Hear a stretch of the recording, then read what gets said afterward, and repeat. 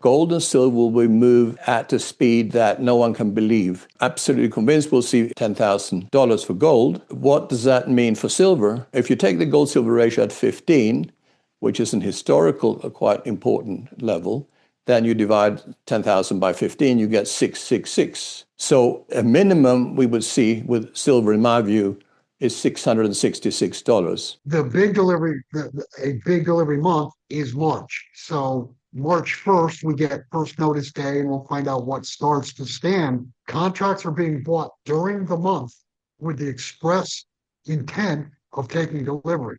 And March, the month of March, that delivery month, very well could be the failure to deliver, because there's only 120 million ounces available to deliver. Gold and silver are poised to move at a velocity that will shock the financial world, with high-conviction forecasts now targeting $10,000 for gold. By reverting to the historical gold-silver ratio of 15:1, this valuation implies a minimum price of $666 per ounce for silver. The catalyst for this explosion may arrive on March 1st, a critical first notice day for the exchange. With aggressive buying intent on standing for delivery and only 120 million ounces actually available, the market faces a genuine risk of failure to deliver, a default event that would expose the scarcity of physical metal. Egon von Greyerz, founder of Matterhorn Asset Management, and Bill Holter, a widely respected financial writer and precious metals expert, analyze this looming supply squeeze. They warn that the March delivery cycle represents a breaking point. Unlike previous months, contracts are now being purchased with the express intent of taking physical possession, creating a demand shock that the current 120 million ounce inventory cannot satisfy. This collision between paper promises and physical scarcity could be the trigger that finally unleashes the revaluation. Now, we present the clips from their interview. Before we continue to discuss this, please subscribe to our channel and activate the bell icon for timely updates. Thank you and enjoy the video. There will be constant demand for silver, and it is probable in the next year or two that there will be failure in some markets, whether that will be in the London market and some bullion bank will go under, whether that will be on COMEX, we don't know, but the risk is very high. So it is obviously absolutely important for investors to hold nothing but physical silver.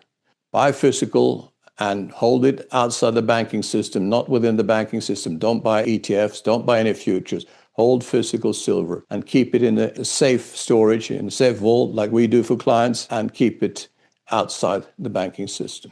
Now, there are, of course, many other factors that influence the price of the metals. Gold is also going up, but as I have made clear for quite a while, silver will go twice as fast as gold in coming years. Now, the gold-silver ratio has gone from over 100 to about 50 now. The long-term ratio is probably going to be around the 15 level initially, but I wouldn't be surprised to see even lower than that, that being a natural level. But now I think the demand is of such magnitude and the supply so minuscule that silver could easily go under 15. That is, the gold-silver ratio could easily go under 15 to maybe 10. Many years ago, probably 10 years ago or so, I made a forecast. I've lately said that you shouldn't make forecasts because they're meaningless, but forecast was just playing with figures and saying basically gold is absolutely going to reach $10,000 because that is a magic figure. And that was already 15 years ago or more, I said that. Now, I'm absolutely convinced we'll see $10,000 for gold. What does that mean for silver? If you take the gold-silver ratio at 15, which is an historical, quite important level, then you divide 10,000 by 15, you get 666. So a minimum we would see with silver, in my view, is $666. And we could easily see a ratio of 10, which means silver would go to $10,000 divided by 10, $1,000. And that could only be the initial levels. Remember that we're now reaching the end of a paper money era and moving into real money and real assets period. That means that people will want to hold physical products, physical gold, physical silver, physical assets in general, and paper assets will decline dramatically. The current month of January is not a delivery month, and I think we're at 35 or 40 million ounces standing for delivery. That is the largest January delivery ever. Normally it's, a million, 2 million, 600,000. It's like nothing. Historically, no deliveries get done in January. So for 30, 40 million ounces to be delivered in January, that's outstanding. I mean, it's an outlier. A big delivery month is March. So March 1st, we get first notice day and we'll find out what starts to stand. But what's happened over the last 2 or 3 years is that you start with, let's use the number of 100. You start with 100 contracts standing for delivery the first day of the month. And by the end of the month, you might be up to 200, 300 or more contracts standing for delivery. It used to be the other way around. You start with 100 and you end with 7. Now we're starting with 100 and ending up with 200 and 300. So what we're witnessing is contracts are being bought during the month with the express intent of taking delivery. And March, the month of March, that delivery month, very well could be the failure to deliver because there's only 120 million ounces available to deliver. Gold is not as tight as far as the deliveries versus the available inventory. But I mean, it's the same thing. You've got constant demand from central banks. I forget which central bank overnight announced they're going to buy another 150 tons this year. I mean, it used to be, if you go back to the year 2000, it used to be people would wait for announcements from central banks telling us how much gold they were going to sell. And of course, it pretty much ended in 1999 with Gordon Brown. They called it the Brown Bottom, where they sold, 60% of Britain's gold at, well, I think the number was $280 an ounce or something like that. So it used to be that central banks were sellers, but now they're buyers. They're buyers all over the world. Western central banks, the Eastern, all the BRICS central banks, they're all buyers. So the demand is there because central banks are fearful of a credit default because gold is the only monetary asset that they hold that cannot default. There was nobody out there saying, warning people, nickel's going to fail to deliver. Now you've got the monetary assets, gold and silver, and I believe it will be silver first. If those fail to deliver, then you've got a real problem because those are money that compete versus the currencies that these central banks are able to freely print as much as they want anytime they want. The precious metals market is approaching a critical threshold where paper exchanges may finally break under the weight of physical demand. High-conviction forecasts now target $10,000 for gold, which by reverting to the historical gold-silver ratio of 15:1 implies a minimum price of $666 per ounce for silver. This explosive repricing could be triggered by a failure to deliver event as early as the March cycle. Unlike historical norms, where delivery months like January see minimal activity, recent data shows a staggering 35 to 40 million ounces standing for delivery, an anomaly signaling that investors are aggressively exiting paper contracts for physical metal. Market analysis suggests that, with only 120 million ounces available to meet surging demand, the risk of default is high. As central banks accelerate gold purchases to hedge against credit collapse, the collision between limited physical inventory and unlimited paper claims is set to force a historic market reset.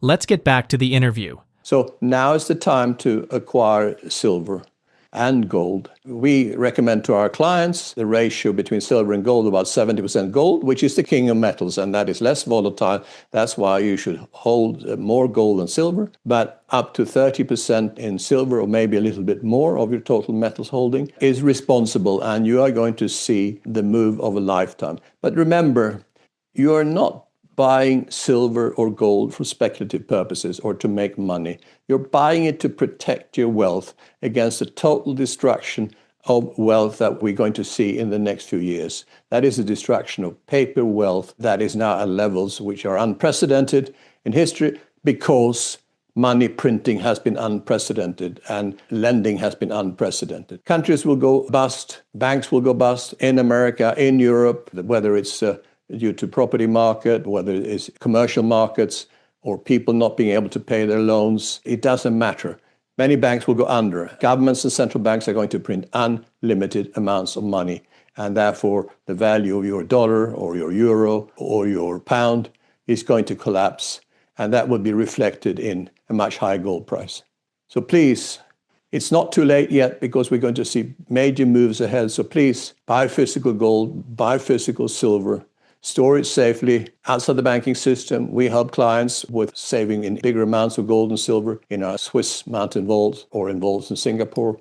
So please buy gold and silver. Think of your family and think about preserving generational wealth rather than destroying now your wealth in paper money, which is going to be the case if you leave it in paper money. I expect stock markets to decline by at least 90% against gold and silver, probably more, maybe 95, maybe even more. So therefore, don't stay in the conventional paper markets, hold real assets and hold them outside the banking system and hold them in a safe jurisdiction. Remember, there will be capital controls around the world. So you want to stay out of capital controls also by having them stored in countries that are not affected by that. Thank you. BRICS are telling you that they want to replace and no longer use the dollar. They want to use the unit, and that's going to be between 20 to 40% ratio backed, not convertible, but backed by gold, and then the rest with other commodities.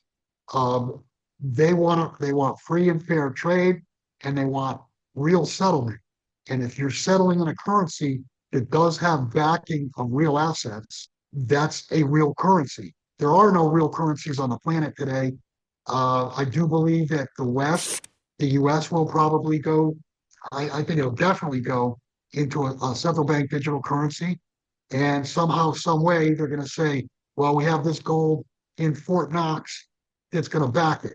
And, gold's whatever, pick the number, 25,000, 100,000, whatever the number is, to be able to ratio back the currency.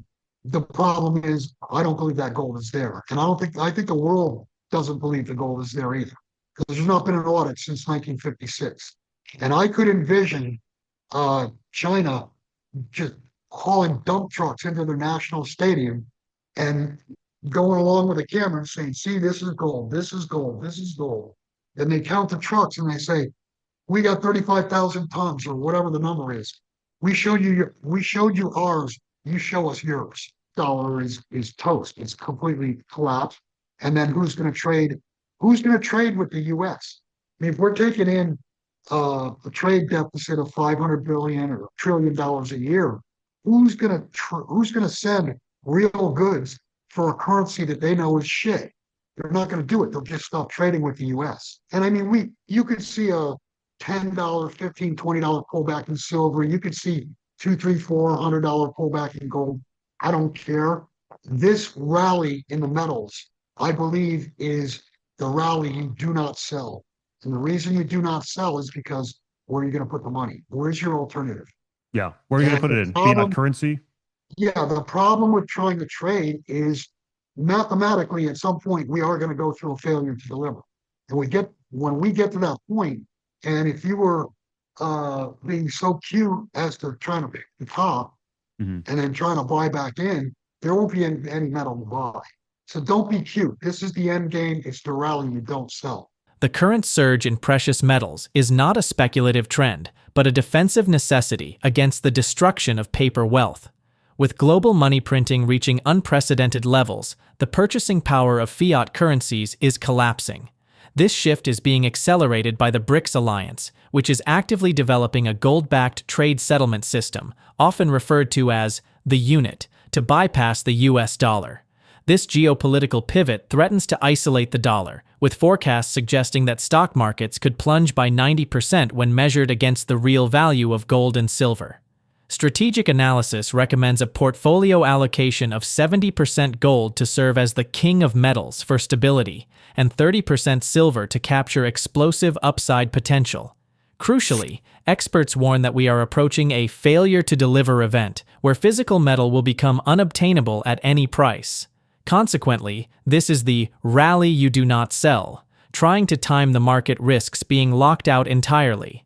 Investors are urged to store bullion outside the banking system, in jurisdictions like Switzerland or Singapore, to avoid capital controls, as the coming crisis will likely freeze conventional assets. Share your thoughts on their analysis in the comment section below. If you find this video informative, please support us by turning on notifications to stay informed about our latest videos. See you in the following video. Thanks for watching.